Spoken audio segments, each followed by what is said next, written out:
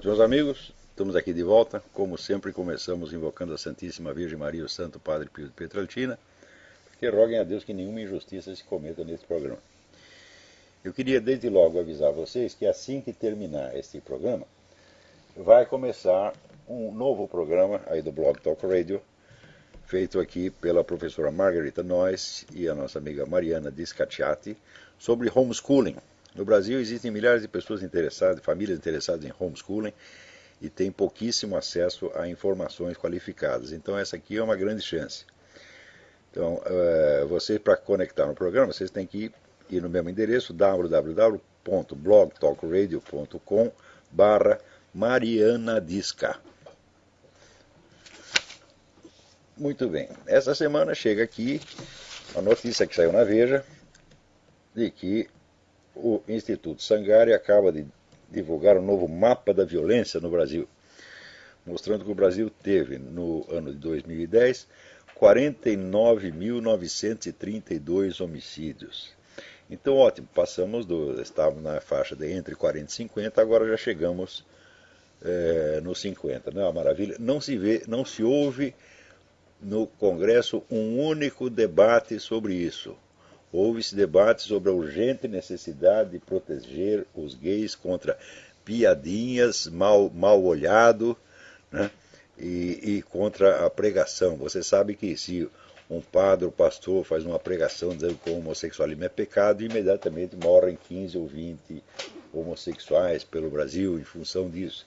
E como todos nós sabemos, todos os assassinos de homossexuais, incluindo, né, os garotos de programa, que vão para a cama com os homossexuais, todos fazem isso por motivo religioso. Eles leem a Bíblia, em seguida vão lá, traçam um traveco e o matam, né?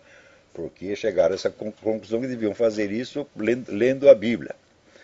Agora aqui também chega a notícia de que uma pesquisa conduzida pelo Instituto de Ciências Biomédicas Abel Salazar de Portugal informa que os cães são capazes de ter empatia com os seres humanos a ponto de compartilhar as mesmas emoções de seus donos. Eu fui testemunha disso milhares de vezes, tá certo? Mas hoje em dia as pessoas não acreditam em nada a não ser que um cientista confirme para você, né? Então aquilo que é, vamos dizer, de senso comum, que é da experiência comum e corrente da humanidade, tem que vir um cientista e assinar embaixo. Agora, eu queria que esse instituto, vou até sugerir, que esse instituto faça a mesma investigação com os nossos deputados e senadores. Por que os cães se comovem com o sofrimento humano? Eu já sabia, e agora vem a confirmação científica. Mas, como é possível que essa cambada de filhos da puta que tem nas duas casas do nosso Congresso simplesmente não se interessam por esse negócio dos homicídios brasileiros e ficam com essa frescura de que tem que proteger as criancinhas contra as palmadas das suas mães e proteger os gays contra piadinhas? Quer dizer, é uma total inversão do sentimento humano. Então eu desconfio que eles não têm essa propriedade canina de ter simpatia pelo sofrimento humano, tá certo? A não ser quando o sofrimento é fingido, porque note bem, por exemplo, esse negócio da PL 122, né, o que importa não é se você objetivamente ofendeu ou insultou alguém por ser homossexual, mas se o sujeito se sentiu insultado, tá certo? Então, aparentemente é a mesma coisa você pegar um gay e encher ele de porrada e você, né, do púlpito, citar uma sentença da Bíblia dizendo que o homossexualismo é pecado. Né? Inclusive, eu até num artigo que eu escrevi essa semana, não sei se já foi publicado, né, eu lembrei o caso de vários homossexuais ilustres, né, como Lúcio Cardoso, Cornélio Pena, Oscar Wilde, Julian Green, né, que, sendo homossexuais, eles mesmos diziam que aquilo era pecado, eles estavam conscientes de que era pecado. Né? Isso quer dizer, se um homossexual diz isso, olha, acaba de cometer um pecado, ele está ofendendo todos os demais homossexuais e ele pode parar na cana por causa disso. Então, veja, o que configura o crime aí não é a objetividade do ato, não é o conteúdo substantivo do ato, mas o que o sujeito sentiu. Então, em primeiro lugar, o crime já não está na conduta, está na reação subjetiva da suposta vítima. Em segundo lugar, fica abolida a distinção entre a reação a um fato objetivo e uma reação puramente imaginária. Você dizendo, é isso que distingue o sentimento humano normal do sentimento histérico. O histérico não sente o que está acontecendo, sente aquilo que ele imagina. Então, isso quer dizer que, por exemplo, uma conduta ofensiva. Uma coisa é a conduta ser objetivamente ofensiva. Outra coisa é o sujeito imaginar que ela foi ofensiva. A lei abole essa distinção, portanto, igualando o sentimento normal, o sentimento saudável, o sentimento histérico. Mas por que eles fazem isso? Porque a histeria, quer dizer, o total deslocamento entre o sentimento e a situação objetiva, é a característica universal da militância esquerdista. Esse pessoal todo vive de emoções fingidas, mas não é aquele fingimento consciente, é um fingimento que se torna habitual e o indivíduo não percebe mais que aquilo é fingido, ele acha que está sendo 100% sincero. Então quer dizer que o direito à reação histérica está consagrado em lei. E você pode ser punido não porque você realmente fez algo contra o sujeito, mas porque ele imaginou alguma coisa. Então, note bem, tudo isso aí já foi planejado com décadas de antecedência, porque este é um meio de desmantelar o sistema judicial e de desmantelar toda uma civilização. Né? É importante vocês verem que o mundo está atravessando agora um fenômeno inédito na história, que é o seguinte, que o movimento revolucionário conseguiu tomar conta de vários governos e de organismos internacionais e tem meios de criar toda uma civilização baseada nos valores os mais absurdos, os mais doentios que se podem conceber. Então, esse pessoal, por exemplo, que criou aqui o Defense Authorization Act, né, acaba de ser aprovado aí pelo Congresso americano. Esse Defense Authorization Act permite que o governo prenda e mantenha preso por tempo indefinido qualquer cidadão americano, por ordem do presidente. Mais ainda, permite que o governo mate um cidadão americano, sem explicação. Tá certo? Então isso significa o seguinte, que o direito universal do habeas corpus está aqui cancelado. Isso foi aprovado pelo Congresso americano, quer dizer, acaba de ser implantado na ditadura aqui e ninguém nem percebe. Por quê? A grande mídia simplesmente não noticia. Ou pelo menos não explica direito como é que essas coisas vão ser. Então, isso quer dizer, por exemplo, o pessoal estava... Veja como é essa turma. No tempo em que estavam prendendo terroristas estrangeiros que atuavam aqui no território americano, a esquerda inteira esbravejava que eles não podiam ser julgados em tribunais militares, que eles tinham que ser julgados em tribunais civis e ter todos os direitos de defesa que se concedem aos cidadãos americanos. Agora esse direito acaba de ser tomado dos cidadãos americanos pelas mesmas pessoas que se mobilizaram para dar esses direitos aos terroristas estrangeiros presos no território. Isso está acontecendo então, diante dos nossos olhos e pouquíssimas pessoas percebem quais são as consequências reais.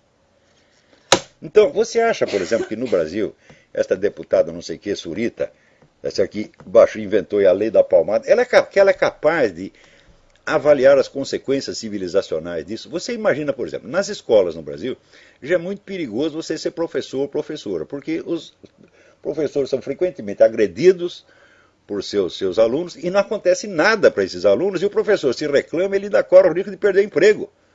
Não teve aquele caso o sujeito que tocou fogo no cabelo da professora, tempo atrás, já faz um ou 2 anos, né? E teve uma menina que correu para socorrer a professora. Muito bem, essa menina começou a ser perseguida pelo resto da classe e ela teve que sair da escola. Porque não tinha mais ambiente. Agora, e o incendiário? O que aconteceu para ele? Absolutamente nada. Então você vê que há, da parte do nosso governo, uma política deliberada de fomentar a conduta antissocial, de fomentar o banditismo, tá certo? E de perseguir condutas que não são criminosas de maneira alguma. Né? Quer dizer, esse pessoal da Farc, por exemplo, atua livremente no território brasileiro, é recebido por governadores, ministros, é bem tratado, e todo mundo sabe que eles estão aí vendendo droga. Não é isso? O Fernandinho Beiramar não confessou que ele, todo ano, várias vezes, trocava armas que ele trazia do Líbano por cocaína da Colômbia, né? Então todo mundo sabe qual é a fonte da cocaína, tá certo? Não são os tal dos cartéis que já foram totalmente desmantelados, é a Farc. A Farc tem um monopólio. Então, esse pessoal do Congresso assiste tudo isso e fica lá discutindo se deve pôr na cadeia, né, a mãe que deu uma palmada na bunda do filho. Inclusive, a distinção entre o que é um mero, vamos dizer, um castigo elementar e o que é agressão física acabou de ser anulada, não há mais diferença. Não é isso? Então, agora,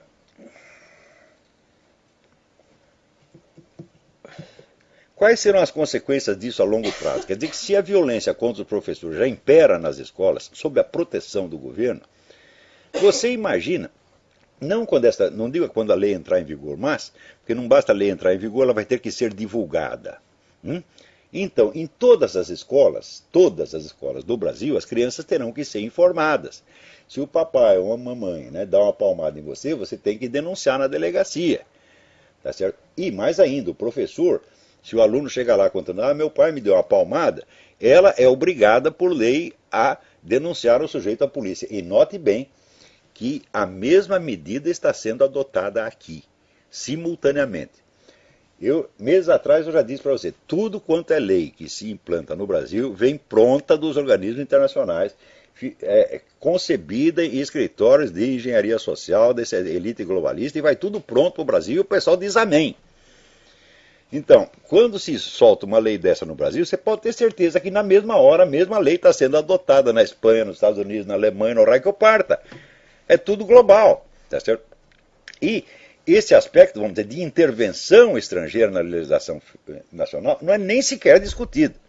Agora, você imagina quando todas as crianças do Brasil estiverem informadas, né, desta lei e todos os professores estiverem informados. Você imagina a tempestade de denúncias que vai haver. Agora, ainda esta sem vergonha desta deputada tem a cara de pau de dizer que isso não vai interferir nada em processo de guarda das crianças. Eu digo, bom, nada disso está previsto na lei, mas é impossível que não interfira, materialmente impossível. Porque em qualquer discussão sobre guarda de criança, se eu sei que o outro tem lá 5 ou 6 queixas nas costas porque ele deu palmada na bunda das crianças, né, você imagina se o marido enfesado não vai alegar isso contra a mulher contra o marido. É claro que vai. Tá certo? Então, isso quer dizer que tomar crianças de seus pais vai se tornar a coisa mais fácil. E mais ainda, se as crianças nas escolas já estão persuadidas de que elas podem bater no professor, xingar, tocar fogo, fazer o que quiser sem ser punidas, tá certo? Na escola, imagina como elas ficarão a hora que elas entenderem que elas não serão punidas em casa também. Porque eu imagino que esse sujeito que tocou fogo no cabelo da professora, pelo menos umas palmadas da mãe ele levou em casa, já que o governo não faz nada contra ele, a mãe pelo menos faz. Mas agora ela também não poderá fazer. Isso significa que, bastando você ser de menor, você está autorizado a fazer o que você quiser.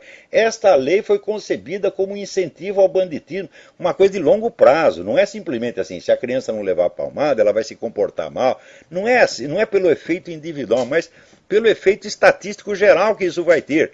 Agora, imagina se essa dona Surita fez algum estudo a respeito. Quais serão as consequências dessa medida?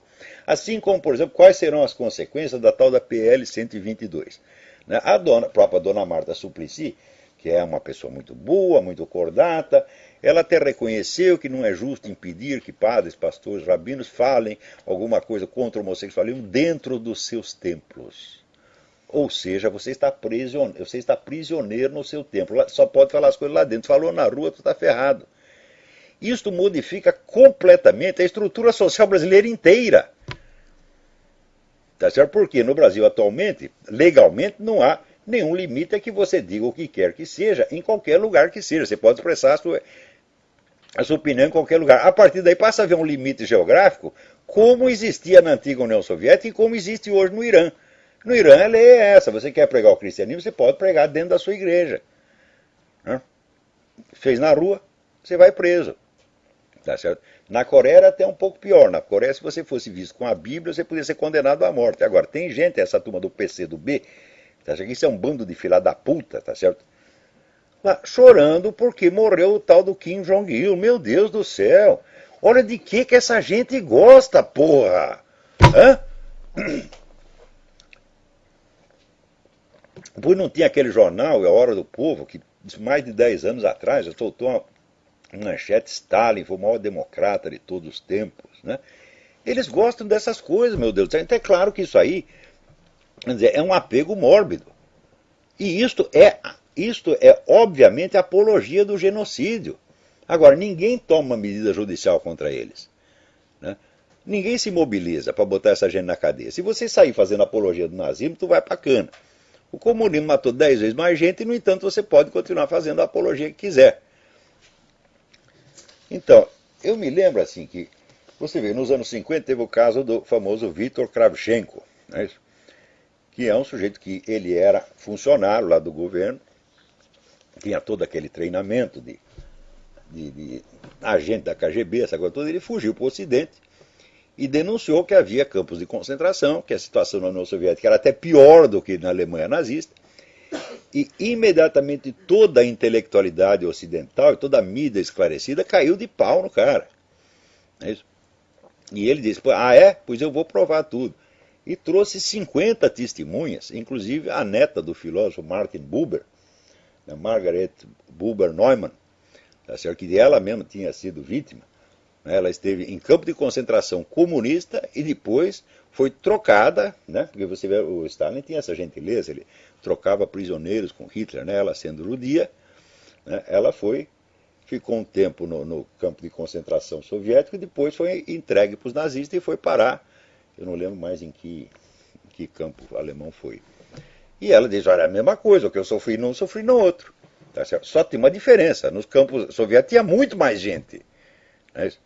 E em matéria de vítimas, hoje se sabe que a quantidade de vítimas civis do governo soviético não é só stalinismo, não era só no tempo do Stalin, foi antes do Stalin e depois do Stalin também é a mesma coisa. Está entre 60 e 70 milhões, não tem nada de 20. O pessoal dizia 20 milhões, não. Vê lá, né, na página do professor R.J. Rummel com a estatística atualizada e vocês vão saber. Agora, quando ele fala isso, sempre aparece, né, alguma Dona Maria Vitória Benevides, algum Caio Navarro de Toledo, dizendo: não, você está fazendo estatística macabra. Eu digo: meu filho, a estatística não é macabra. Macabra é o que vocês fizeram, porra. Quer dizer, você somar o número de crimes parece que é pior do que você cometer os crimes. Né? Então, todos eles entraram com o negócio antiquantitativo. É proibido somar. Sim, claro que é proibido somar, porque vocês matam muito mais gente que os outros. É claro, vocês não querem que eles façam a conta. Então é por isso que eu digo: olha, o Instituto Abel Salazar, por favor, faça urgentemente, né, este estudo para verificar se deputados e senadores são capazes de ter empatia com seres humanos. Né? Porque é duvidoso, a gente sabe que o cachorro tem. Né? O cachorro você tem, sei lá, tem uma briga doméstica, né? O dono e a dona brigam, então o cachorro fica triste. Né? E outra coisa, essa taxa de homicídio no Brasil tornou o Brasil mais perigoso do que o Afeganistão. Isso quer dizer, o nosso filho aqui é Marine, né? A minha mulher vive com medo que mande ele para o Afeganistão. Eu falei: não, tudo bem, contanto que não mande para o Rio de Janeiro, para a Bahia, tá tudo bem. Né? É muito mais perigoso nesse lugar do que no Afeganistão. É uma questão de, como é que se diz, de fazer as contas. Agora, por outro lado, você vê, também chega aqui uma outra estatística. Quais são os estados que produzem e quais são os estados que consomem no Brasil? Então você veja, o Maranhão produz menos 7 bilhões 944 milhões 928 mil 545 reais e 40 centavos. Menos. Quer dizer que o Maranhão recebe isso de fora. Né? E assim vai, todo mundo devendo. Né? Então, embaixo, vamos dizer, quantos não estão no vermelho? 1, 2, 3, 4, 5, 6, 7, 8 estados não estão no vermelho. Dos quais 2, né, que são o Brasil, o São Paulo e o Rio de Janeiro. São Paulo produz 181 bilhões 414 milhões 113 mil 886 reais e 9 centavos. O Rio de Janeiro produz menos da metade disso, mas é o segundo maior, com 85 bilhões 959 mil 959 milhões 238.712 reais e 76 centavos. Então isso quer dizer que esses dois estados estão alimentando o Brasil. Você entende por quê? Que esse pessoal gosta de criar novos estados, né, para criar um monte de funcionário público e a gente tem que pagar para os filhos das putas? Então é isso, pô, né? Então aqui, os estados que produzem é São Paulo, Rio de Janeiro, Rio Grande do Sul, Paraná, Minas Gerais, Santa Catarina e Espírito Santo. E, por incrível que pareça, o Amazonas. Então, esses estados alimentam os outros. Então, o cara, você vê aquele movimento, o Sul é meu país, queria separar. Fala, não, vamos separar e vai sobrar dinheiro. Fala, claro que vai. Mas o que nós vamos fazer com o Amazonas, pô? Né? Se separa, daí o Amazonas, que é o único que trabalha, vai ter que sustentar essa gente toda. É Maranhão, Bahia, Pará, Ceará, Paraíba, Piauí, Alagoas, Pernambuco. Os amazonenses estão ferrados, porra. Peraí, tem alguém na linha. Alô, quem é? Alô, Olavo? Sim. Oi, aqui é o Tiro Marinho de Lages. Tudo bem? Tudo. Oi, eu vi na internet que você foi astrólogo. Eu queria que você comentasse assim, como é que foi seu contato com a astrologia nesse quesito em geral. Bom, eu posso te explicar até isso outro dia, mas essa é uma longa história. Aliás, já publiquei vários artigos contando isso aí, fazendo uma espécie de acerto de contas, né? Quer dizer, eu promovi lá uma pesquisa sobre astrologia há muitos anos e levei até um certo ponto. Dali para diante, não dependia mais de mim, porque seria preciso, vamos dizer, um investimento grande, com vários pesquisadores, eu não tinha meio de fazer isso, então parei. Já a história é mais ou menos essa. Mas se você procurar lá no meu site, clica a palavra astrologia no aparelho de busca, você vai encontrar vários artigos a esse respeito. Mas o assunto está meio fora, quer dizer, o que a biografia, a história da minha porca vida tem de importância numa hora que a gente está discutindo essas coisas aqui. Estamos matando 50 mil brasileiros, né? E o sujeito quer saber a minha porra da minha biografia, nem eu quero saber, porra. Agora, olha aqui, biografia interessante, não é a minha, é do seu Lula. Né? O Lula, aqui, saiu na revista Forbes, né? Diz que a fortuna pessoal do seu Luiz Inácio Lula da Silva é estimada pela Forbes em 2 bilhões de dólares. E tem mais o dinheiro do filho dele. Como é que acontece isso? Você, no tempo dos milicos, os milicos saíram de lá devendo dinheiro, porra. Então, eu me lembro do ministro Mário Andreasa, que todo mundo na esquerda falava que ele metia a mão, etc, etc. E a gente acreditava naquela porra. Eu sei que quando o homem morreu, a família não tinha dinheiro para enterrar. Tiveram que fazer a coleta entre os amigos para enterrar o homem. Então, quando você vai lá ver o patrimônio que os presidentes militares tinham quando entraram e quando saíram, o patrimônio ou ficou igual ou diminuiu, em todos os casos. Peraí, tem mais alguém na linha. Alô? Alô, Wagner de Santos, tudo bom? Wagner, tudo bem? Tudo bem, graças a Deus.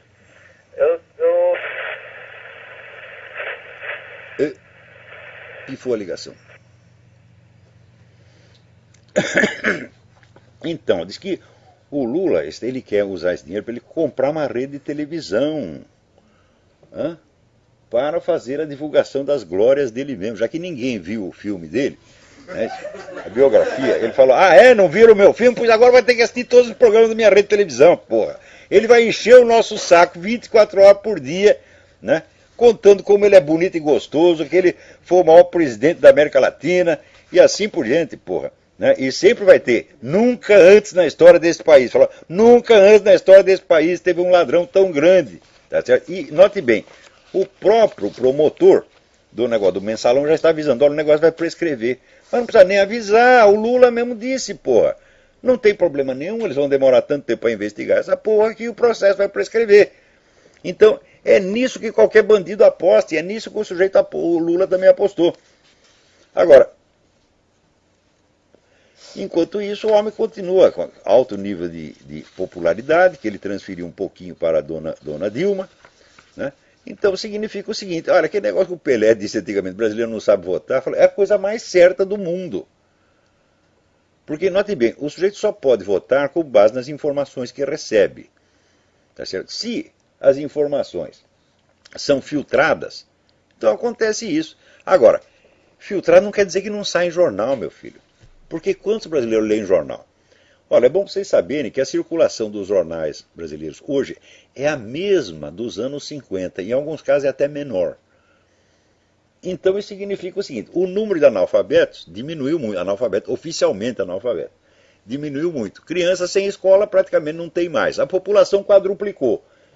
E os jornais continuam vendendo a mesma coisa que vendiam 61 anos atrás. Isso é gravíssimo, gente. Então isso quer dizer que o único canal de informação que tem no Brasil chama-se Rede Globo.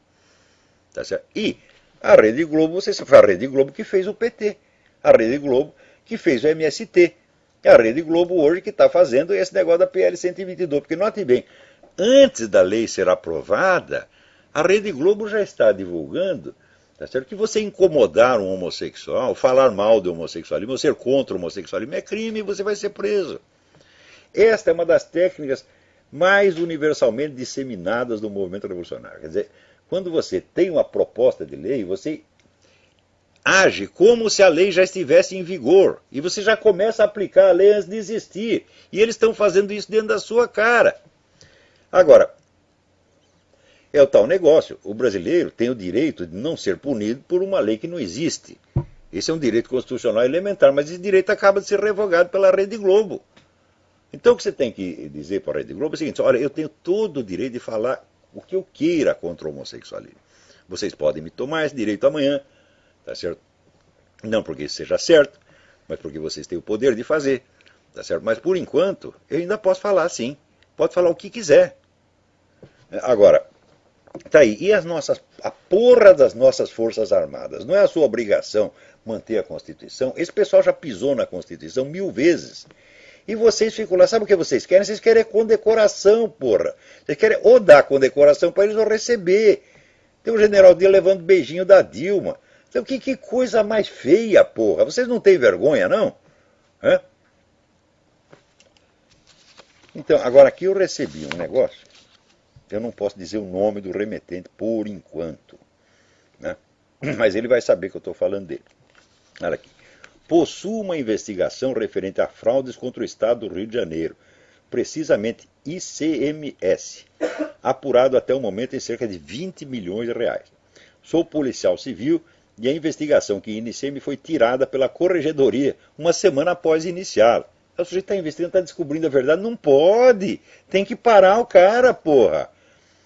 Então ele pergunta se eu quero mais informações. Quero sim. Você sabe de quem eu estou falando, né? Ele dá aqui até, né, ele dá o nome inteiro, o nome do documento, etc. Mas eu não vou divulgar ainda para não estragar o negócio. Então, esse procedimento teve início em 2010 e até hoje os únicos punidos somos nós, os policiais que iniciaram a investigação, que por sinal anda a passos lentos, deixando a impressão de que o Estado não tem interesse em apurar os fatos.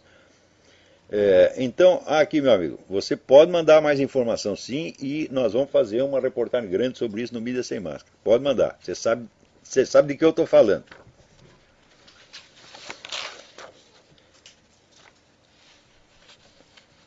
Alô, quem é? Tem mais alguém na linha aí?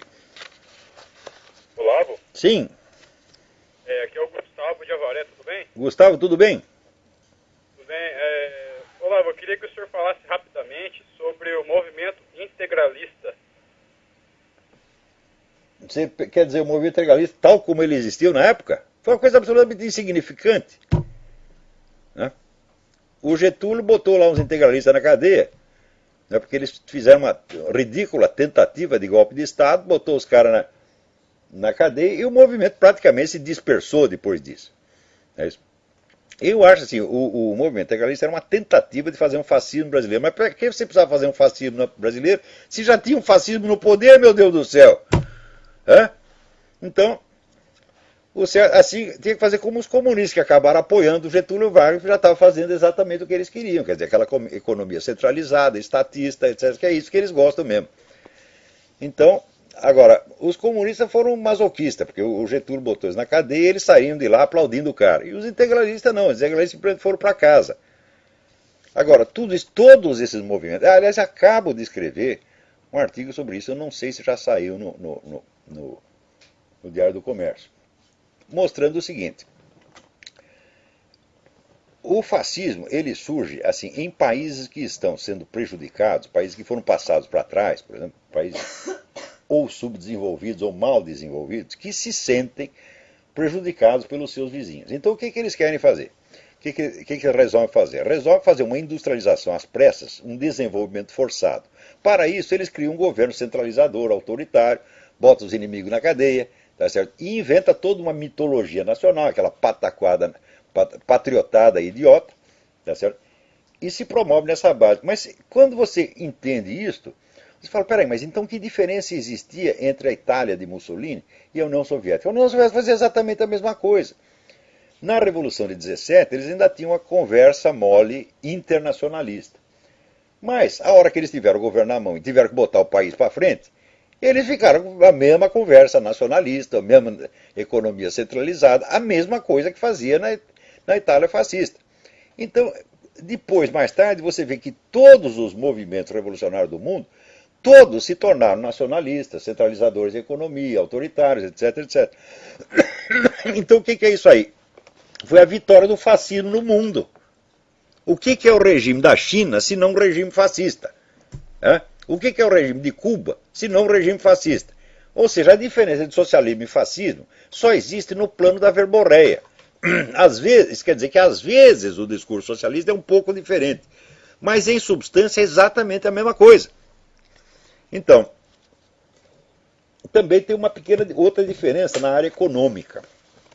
É que o socialismo, onde idealmente, em teoria, ele visa chegar ao Estado comunista, isso é, a total abolição da propriedade privada dos meios de produção. Acontece que desde a década de 20 os comunistas já sabem que isso é impossível. Então o que eles fazem? Eles dominam a economia, mas reservam uma parte para a iniciativa privada. O que é isso? Isso é a economia fascista. A economia fascista, ela não estatiza todos os meios de produção, ela deixa uma parte na mão do empresariado. Para quê? Para ter um bode expiatório, você está entendendo? Se tudo dá certo, é mérito do governo, é o Duce, é o Führer, etc, etc. Se deu errado, é culpa da porra do empresário. Agora, se o governo pega tudo na mão dele, então ele passa a ser o único culpado, então não é vantagem. Todo mundo já percebeu isso desde a década de 20 e 30. Então significa o seguinte, que toda a diferença entre fascismo e socialismo já foi para as picas faz muito tempo, meu Deus do céu. Então, o que houve no mundo foi o triunfo total do fascismo. Então esse pessoal fala do fascismo, fala contra o fascismo, da boca para fora, porque eles estão fazendo a mesma coisa. E o Brasil, se você quer saber, o brasileiro adora um fascismo. O político popular da história não foi Getúlio Vargas. E agora, o próprio Lula não dizia que o modelo dele é Getúlio Vargas. Qual é o sistema brasileiro? Não é um sistema comunista. Por quê? Porque ainda existe a propriedade privada dos meios de produção. Mas essa propriedade privada está tão regulamentada, tão fiscalizada, que ela está exatamente de joelhos perante o governo. Todo empresário brasileiro, a maior ocupação dele é puxar saco de ministro, puxar saco de presidente, porque senão ele sabe que está ferrado. Então, o que é isso aí, minha gente? É economia fascista, porra. Então, outra característica que o pessoal atribui ao fascismo é o culto do líder. Fala, mas em Cuba não tem culto do líder? No Brasil não tem culto do líder? Na Coreia não tem culto do líder? Tá certo? Então, é a mesma coisa, porra. Então, quer dizer, socialismo nunca existiu. No mundo só tem duas alternativas, só tem dois caminhos. Ou é a democracia capitalista ou é o fascismo. Vocês escolham, porra. Agora, no Brasil parece que já escolheram. Tá certo? Então tá assim, o brasileiro não pode ver uma piroca de aço que ele senta em cima. Essa que é a verdade. É o lema nacional, coma-me. Então tá aí, 50 mil homicídios, né? As escolas completamente destruídas, os nossos alunos tirando os últimos lugares nos testes internacionais, o pessoal ficando cada vez mais burro, todas as pessoas qualificadas vão embora do Brasil, não tem mais mão de obra. Né? É que isso aí não sai na mídia, não sai na grande mídia, ou quando sai, sai muito discretamente. Mas se você lê, por exemplo, a imprensa técnica, você vai ver que as firmas estão desesperadas porque não tem mais mão de obra qualificada no nível técnico. Você tem que mandar vir cara do exterior, tá certo? Que custa muito caro, porra. Quer dizer, o que porra é essa? Quer dizer, o Brasil agora está se dando ao luxo de importar técnicos. Né? Agora, que sujeito vai sair aqui dos Estados Unidos, ou da Alemanha, ou da Zâmbia, para trabalhar no Brasil e aceitar um salário de, sei lá, menos de 10 mil dólares por mês, ninguém vai fazer isso nunca na vida. Agora está aqui, também o pessoal fala um negócio da violência contra os homossexuais. Olha, que eu saiba, tem aproximadamente 100 casos de homossexuais mortos por ano. Né? A maior parte deles por garotos de programa, que imagina se eles são, os sujeitos, todos eles são héteros, né? Eles estão lá, eles estão comendo os outros assim, forçado, né? Eu não sei como é esse negócio, porque eu sei o seguinte, que uma mulher pode facilmente transar contra gosto, mas um homem é meio difícil, né? Pela minha experiência, olha, quando teve alguma senhora que tentou me forçar a executá-la, né? Eu não consegui, porra. Né? Quer dizer, tem certas coisas que só se levantam, né? De boa vontade. De má vontade não pode ser. Então, pô, o sujeito trabalhar nisso, ele está comendo, né? Aqueles homens peludos, feio, careca, né? Todo dia, todo dia. E você vai dizer que ele não gosta, que ele faz a contragosto, mas quantos comprimidos de Viagra ele tem que tomar? Hã? Então, quer dizer, como é que vai dizer que esses caras são heterossexuais? Então, casos de homossexuais que matam outros homossexuais são então imputados ao resto da sociedade. E são imputados até o pastor protestante que está lendo versículo da Bíblia dizendo que o homossexualismo é pecado, porra. Hã?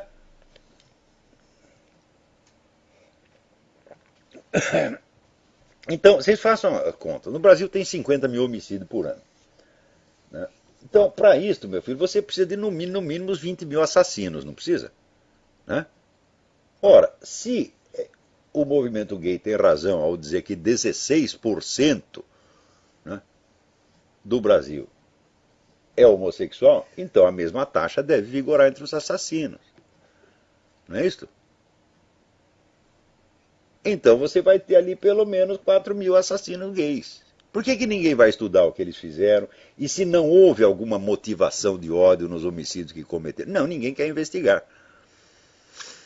Então quer dizer que 100 casos, tá certo? Mesmo que fosse 100 casos de notórios homicídios de ódio praticado contra homossexuais, tá certo? Não significam de maneira alguma uma onda de epidemia de violência homossexual num país que tem 50 mil homicídios por ano. Tantos deles cometidos também por homossexuais. Tá certo? Agora, é gozado que, por exemplo, no caso da lei da palmada, o pessoal evangélico concordou. Os católicos não sei, como deve ter concordado também, porque é tudo bando de filha da puta. Ih, meu Deus do céu, hoje em dia quando eu escuto falar de religião, eu saco do meu rolo de papel higiênico, entendeu? Então, o cara começa, não, porque, como é? Odiar o pecado e não o pecador. Porque Jesus Cristo, salve Regina, etc. Ih, meu Deus do céu. Quer dizer, lá vem mais um batedor de carteira. Né? Porque o amor a Deus não está nisso aí, meu Deus. Cuidado com essa verborreia. Né? Vocês não deviam falar tão bonito assim. Vocês deviam falar feio e agir bonito. Tá certo? Então aqui eu falo coisas horríveis nesse programa, mas olha, eu digo para vocês, eu já arrumei briga de rua para defender Traveco. Era eu e a menina de uma cafeteria que tinha lá, contra vários marmanjos. Eles não arrebentaram com a gente porque não quiseram. Né? Então, a gente teria apanhado para danar. Mas esse pessoal fica falando tão bonito, eles nunca falam um palavrão. Quando ouvem um palavrão, eles têm infarto, coitadinhos, né? São alminhas tão puras. Mas quando você vai ver, eles vão lá, votam a favor de um negócio como essa lei da palmada. Então eu quero te perguntar, quanto vocês receberam, seus filhos das putas, para fazer um negócio desse? É isso? E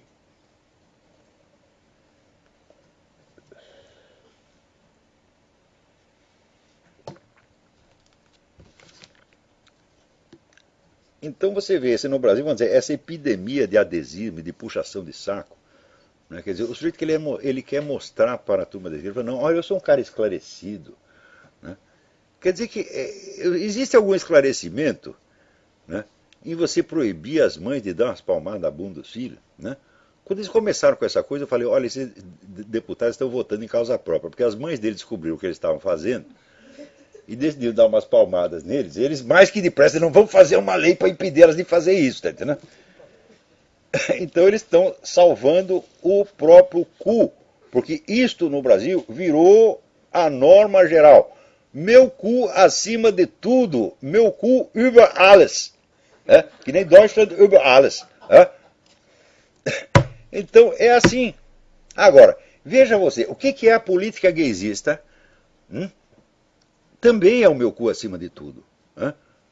Porque o seu desejo sexual é colocado acima da religião, acima da moral, acima do interesse nacional, acima da sociedade inteira. Quer dizer, o que é isso? Imagine se eu sou capaz de fazer uma lei para favorecer os meus desejos sexuais. Quaisquer que eles sejam. Vamos supor que eu sou aficionado em hipopótamos. Não posso ver o hipopótamo que salta em cima e traça o bicho. Então, agora eu vou fazer uma lei que não deixa ninguém falar mal disso. Né?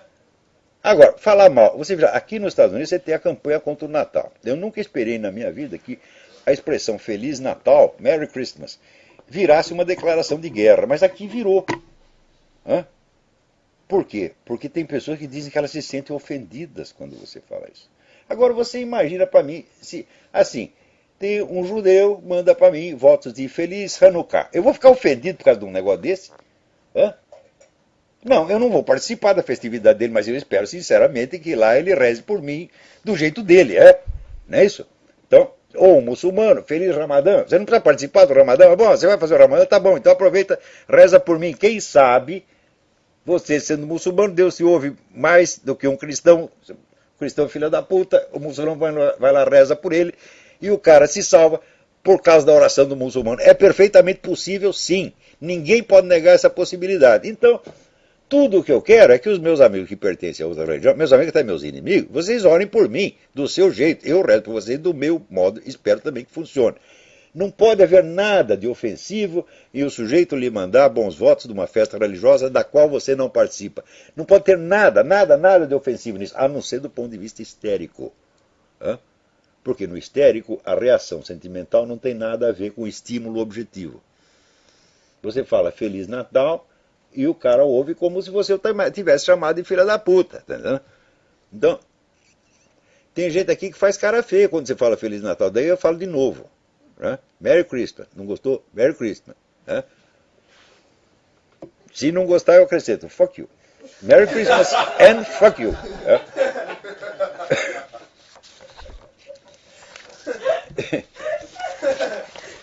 É isso mesmo. Então,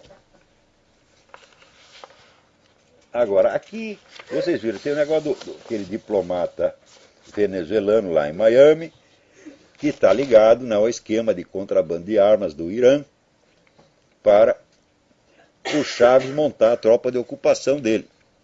Aquele aí, vamos dizer, o que ele está comprando de armas já ultrapassou tudo que a Venezuela possa precisar em matéria de defesa nos próximos 100 anos. Gastando dinheiro a rodo. Enquanto isso, o povo está na miséria. Quer dizer, a economia venezuelana está indo para as cucuias. Mas a economia das Forças Armadas está indo muito bem. Então aqui descobriram isso aí. E quem denunciou isso aí foi, entre outros, aqui o nosso amigo John Haskins, um membro do Inter-American Institute. Né?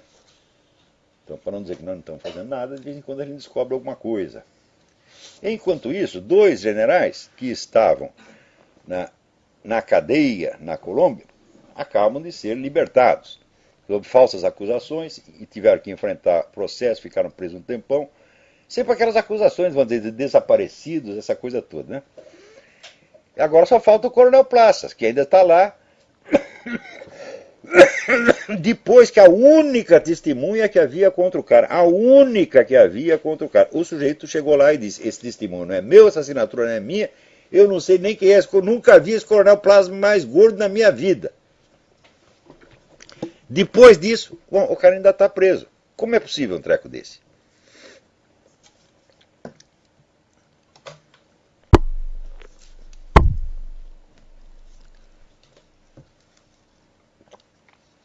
Agora, por outro lado, na Argentina, descobriu que a tal das mães da Praça de Maio, aquelas que viviam fazendo choradeira em torno de desaparecidos e terroristas mortos, etc, etc, estavam levando dinheiro de assalto a banco, de contrabando, né, que agora provavelmente vão ser investigadas. Evidentemente a turma do governo diz, não quero nem ouvir falar disso. Claro que não quer ouvir, é contra você mesmo. Então é sempre, né, a norma, meu cu acima de tudo, né?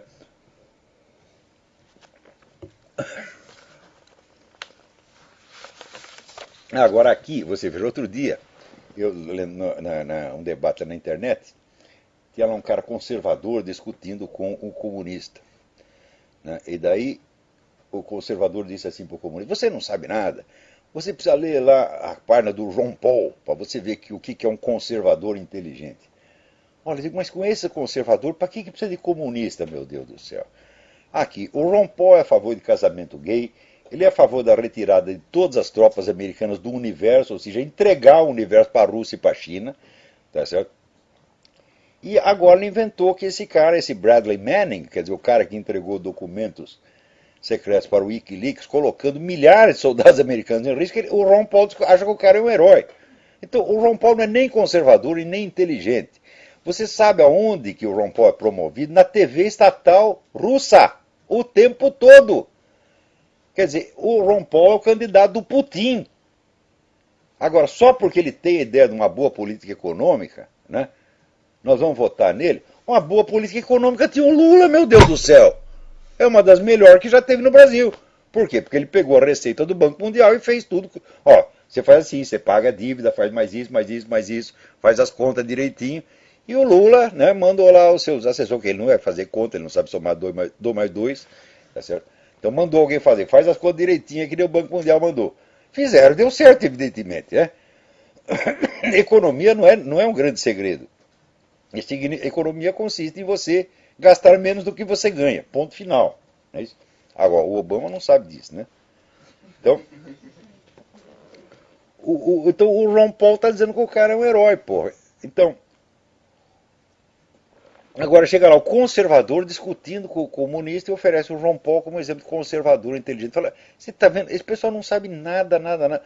Por exemplo, essa coisa do Defense Authorization Act. Saiu uma palavra sobre isso em toda a mídia brasileira. Nada, nada, nada, nada, nada, nada. Né? No tempo que eles prenderam, o cara aí do 11 de setembro, agora esqueci o nome do desgraçado, aquele que planejou o atentado, como é o nome dele? Hã? Não. O outro que foi preso aqui. Atta, Mohamed Atta. Quando prenderam o Mohamed Atta, foi a mídia universal defendendo o cara, dizendo que ele tinha que ser julgado num tribunal civil, etc, etc, etc. Agora o Obama baixa uma lei que pode prender e matar quem quiser e não sai uma linha. Nada, nada, nada, nada, nada, nada. Então você vê, esses comentaristas políticos do Brasil, eles estão lá só para enganar vocês, meu Deus do céu. Atenção, leitores do Estadão, da Folha, do Globo, da Zero Hora, vocês não sabem de merda nenhuma. Né? Porque a mídia está lá para não deixar você saber, é só isso que faz. Né? Agora, o mais bonito é assim, é as brigas entre a turma da mídia e a turma da esquerda. Né? Porque, você veja, a esquerda já tem a hegemonia completa da mídia, ela bloqueia o que ela quiser, no máximo que sai alguma noticiazinha de corrupção, sem conteúdo ideológico, né? E de vez em quando aparecem umas briguinhas entre os donos da mídia e os donos do governo. Né? E o pior é que aí a gente é obrigado, moralmente obrigado, a apoiar os donos da mídia, porra. Né? Aí, tem mais alguém na linha. Alô, quem é? Alô, Olavo? Eu? Olavo, Francisco do Rio de Janeiro. Francisco, tudo bem? Tudo bom, Olavo? É um prazer estar falando contigo. Prazer é meu. Queria colocar duas situações aqui. Eu passei na livraria, não sei se eu posso fazer propaganda, a coleção do Otto Maria Carpo, tá com 4 volumes, aquela que você orientou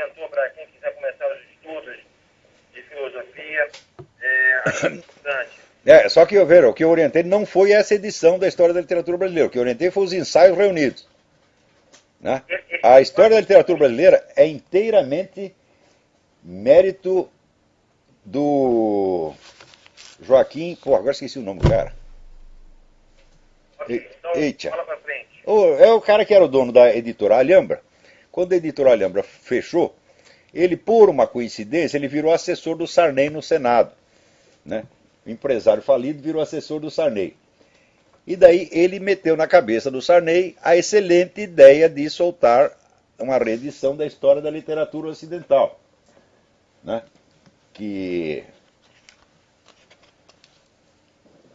Mas essa não tem valor nenhum? Não, tem excelente, não, é uma obra-prima, é a melhor história da literatura que existe no mundo. Né? Não, mas esse box com 4 volumes, desconsidero ele? Não, a edição está excelente, é um livro importantíssimo, é a melhor história da literatura que tem no mundo, e é uma edição altamente meritória, só que eu não tive nada a ver com essa, eu fiz a edição dos outros escritos do Carpo, que estavam dispersos em jornal, essa coisa toda, e que são também no valor extraordinário. Ok. Olá, outro dia eu vi na CBN, na rádio CBN, uma chamada sobre, não sei se é um jurista ou um advogado, falando sobre o novo conceito de família e as implicações legais dessa Constituição, que é a relacionamento a 3, com o nome trisal. Eu estava no carro, eu falei, não, eu estou sonhando que eu estou escutando o Olavo, o programa dele. Eu falei com o amigo, você escutou o que eu escutei? Mas eu disse que isso ia acontecer. Quando começaram a falar negócio de casamento gay, eu falei, ó, se um homem pode casar com outro homem, por que não com 2 homens? Ou 3 homens, 4 mulheres? Não é isso? Por enquanto é com 3. Por enquanto era o nome de 3 de trisal. Então, mas isso é uma injustiça, porque se pode 3, por que não pode 4, porra? Ou 25? Ou 37? Ou 415? Né? Mas tem que ir devagarinho, né? Tem que ir devagarinho, Olá, uma última coisa aqui, antes de desejar um Feliz Natal para todo mundo. O site da Dextra, que antes fazia algumas traduções, depois parou, o site saiu do ar. E os últimos textos que estavam lá, estavam falando sobre, e eu fiquei encucado. Eu estou te perguntando isso para você ter quem sou eu para analisar isso. Mas estavam falando sobre os judeus na América, tipo assim, uma teoria de minar o cristianismo dentro da pornografia, Hollywood e Wall Street, minando a América, que seria uma sociedade cristã hemogênica, com o objetivo de minar. E eu acho que isso aconteceu de alguma maneira, não sei se foi propositadamente. Mas olha aqui, isso aí eu já expliquei.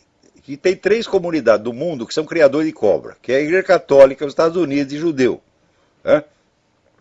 Mas tem mais, um filho da puta desse, por exemplo, que monta uma indústria de pornografia, você acha que ele é judeu ortodoxo, que ele vai lá, que ele segue a lei de Moisés? É que nada, esse é um filho da puta que está minando a sua própria religião e está minando a religião do outro também. É? Seu étnico. Então, isso aí acontece sim. Agora, a comunidade judaica fica com medo de botar esse filho das putas para fora, como a Igreja Católica também tem o medo de colocar os seus traidores para fora, e passa a mão na cabeça dos filhos da puta e ela acaba levando a culpa do que eles fizeram. Ok, então, Olavo, muito obrigado, um Feliz Natal. Obrigado, Feliz Natal para você também. Feliz Ano Novo aí, que ano que vem a gente continue forte aí. Você é a resistência do Brasil. Parabéns pelo seu trabalho. Ih, o Brasil tá ferrado, vai depender de mim, rapaz. Tá ruim, hein? Aliás, por hoje nós vamos até parar por aqui, né? E vou repetir aqui o aviso, assim que terminar isso aqui, este show, assim que terminar, não, exatamente quando for 9 horas aí no Brasil, vai começar o programa da Margarita Noyes e Mariana Descacciati sobre homeschooling. www.blogtalkradio.com/Mariana Disca. Então, Feliz Natal para todos vocês e até a semana que vem. Muito obrigado.